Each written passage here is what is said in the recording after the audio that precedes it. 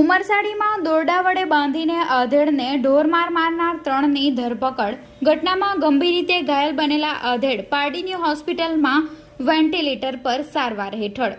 ઉમરસાડી ગામના માછીવાડમાં ઘરેથી 2 સંતાનોના પિતાને ખેંચી લઈ બાંકડા પર બાંધી ઢોરમાર મારનાર પાડોશી દંપતી અને તેના સાગીરથની પારડી પોલીસ દ્વારા ધરપકડ કરવામાં આવી છે.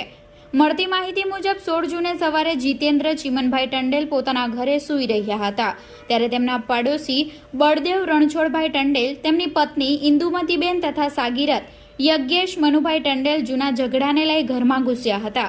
ત્રણેય મળીને જીતેન્દ્રભાઈને બહાર ખેંચી લાવ્યા હતા અને બાકડા પર સુવડાવી દોરડાથી બાંધી ઢોરમાર માર્યો હતો.